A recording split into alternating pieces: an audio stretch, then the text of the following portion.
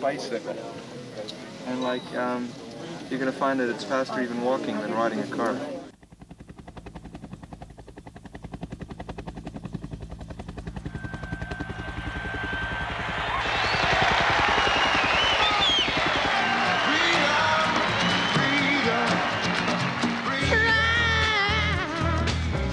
Just a little bit harder.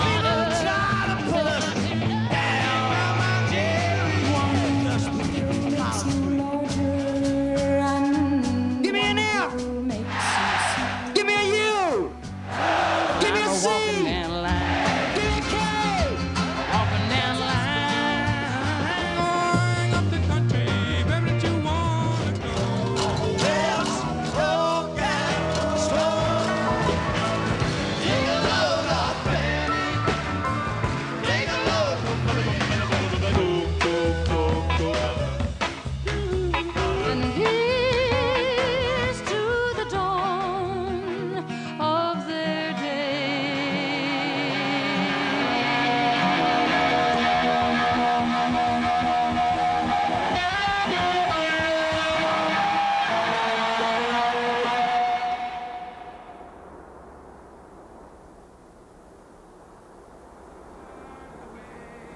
I've been dogged around. Well, I've got to roam, baby, find me a brand new home. I'm going up the country, where did you wanna go? I'm going up the country, where did you wanna go?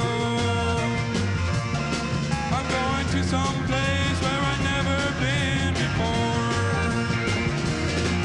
I'm gonna find the water tastes like wine. Well, I'm going where the water tastes like wine.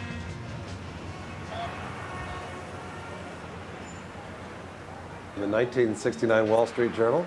Oh, God. I might be able to find some of my old stocks in there. Wednesday, January. Oh, God, it's our ad, probably, right? Holy cow. I'm looking. Business opportunities. Gotta get my reading glasses. Capital wanted. Here it is. Yep. Young man with unlimited capital looking for it right down here. Right where I'm pointing. Oh, my God. Young man. You mean that story was true? Legitimate and interesting. Business, interesting investing opportunities and business propositions. But the word legitimate just leaps out at you. We were writing a show for television about two young guys with more money than brains. And the only thing we didn't have was plots. We couldn't figure out what kind of nutty business ventures these two young men would get into. In desperation, we took an ad out in the Wall Street Journal claiming to be a young man with, quote, unlimited capital, looking for business propositions, and they had better be legitimate business propositions because we didn't want any con men to be writing it. Edible golf balls and Power sources from the eighth dimension. That was a good idea. Yeah. Well, you liked it. We didn't invest in that one. We did actually invest in one toward the end of what was a torrent of psychotic ideas. There came a letter which we thought was actually an interesting business proposition in its own right. And we did something that, in retrospect, was probably the beginning of our careers.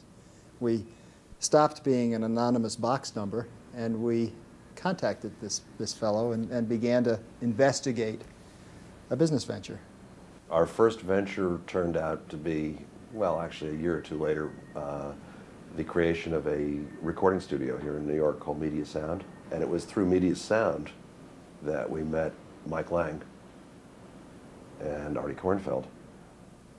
Michael had long hair and wore leather jackets with fringes and bell bottoms. So when we first met, it was kind of like, you know, what are you? What are you? I thought that they were very straight, suits, basically. Nice guys, but, you know, didn't have a clue as to what we were talking about doing. And, but I knew that they were sort of tickled by it. I was living in Woodstock and was thinking about doing a series of concerts in Woodstock. Eventually that sort of evolved over the course of months into a recording studio.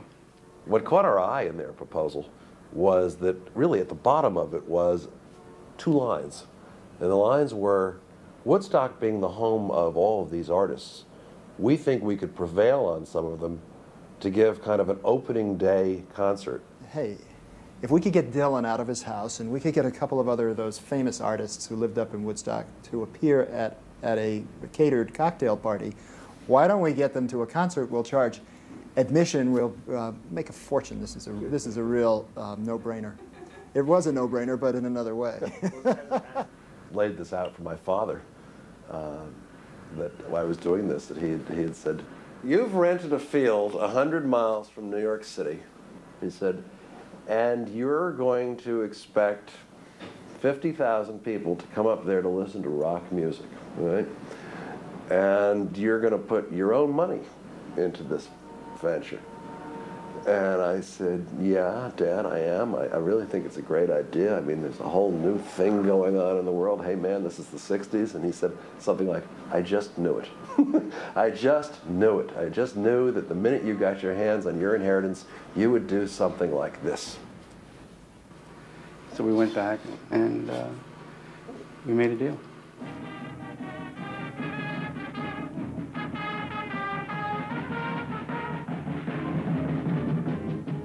The fact that we'd gotten thrown out of Wallkill had thrown our plans into the wastebasket to try and explain to what by then was 50, 60,000 people who'd already bought tickets that there was still going to be a festival, and why we had moved it from one community to another, which was that we weren't welcome and we didn't want to throw 3 days of peace and music where we weren't welcome. We were pretty stressed out. It was on a Friday and we moved everything over the weekend. We went riding through Bethel and through the back roads and came up over this hill, and there it was, this amazing bowl. And I said, stop the car, this is it. And we jumped out of the car and we ran into the field, and the agent said it belonged to Max Yazger. It was part of Yazger's farm, so we went over to Max's house and picked him up and went back to the field. And Max, meanwhile, showed us some of his other properties. He had a lot of land in the area. And we cut a deal with him right there on the spot. Mm. I remember walking out into the middle of the field, and Max, and I said, well, what do you want for the field? And he said, well, I don't want to take advantage of you guys. And, you know, I was like, so. And started figuring out what his crop was going to cost and how much it was going to cost to reseed. And we settled on a price and called everybody up and said, we're moving. Start to pack up Wallkill. And I think the next day John came up and went to see Max, and sort of we started to firm up the terms. About 27 or 28 days before the show. Hold on. On the left-hand side?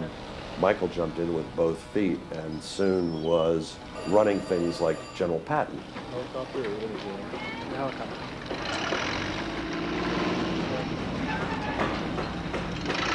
Are you clear on all of them?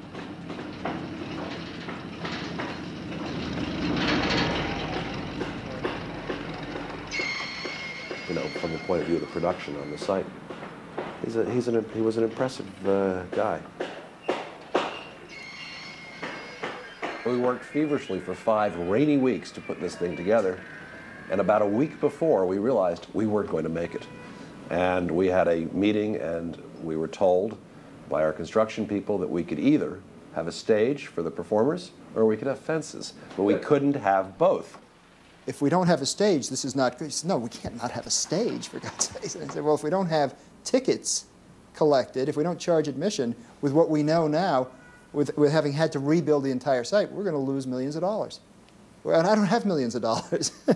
And so we, faced with this impossible choice, we decided to sleep on it. My father calls me up and says, your brother and I have decided to pay a visit to the site with you. To visit the site would not be reassuring to the old man. And so we drove up together in what was a reasonably quiet ride, as I recall. And when we crested the top of Herd Road and we saw what looked like somewhat primitive preparations, maybe appropriate for an event that was going to take place over Christmas, my father said something like, "Oh my God." I said, "Oh my God." My brother said, "I didn't have a hand in this, Dad."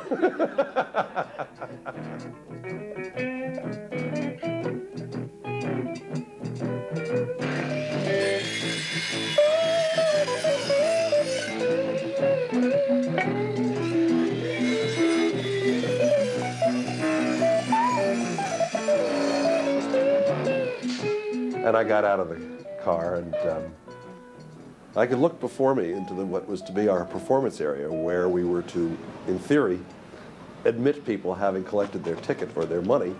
And there, sitting there, were 50,000 people. This was Wednesday. It was at that moment that a light went on in my mind, and I said, we're not going to be collecting the tickets.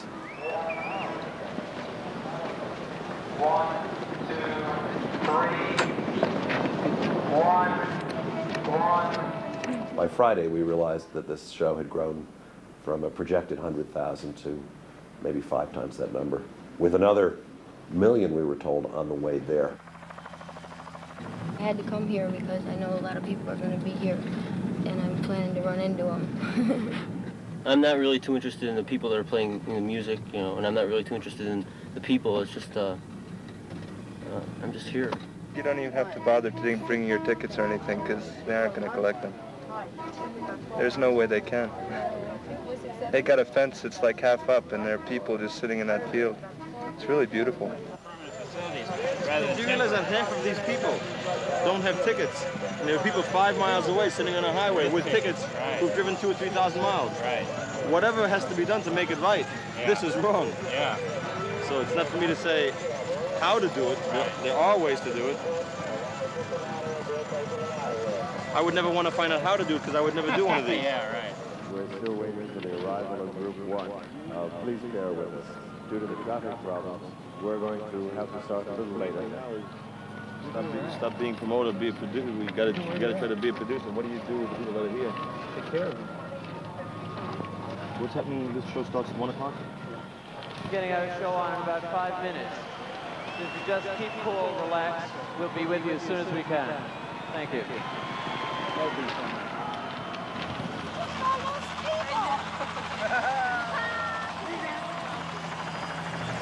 Maybe there'll be a few more people here by then. I don't like a puny gathering like this.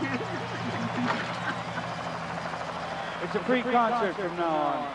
That doesn't mean that anything goes. What that means is we're going to put the music up here for free. What it means is that the people who are backing this thing, who put up the money for it, are going to take a bit of a bath, a big bath. It got a little bit late. We're here and they're here, and something's got to happen. And Richie was the one that was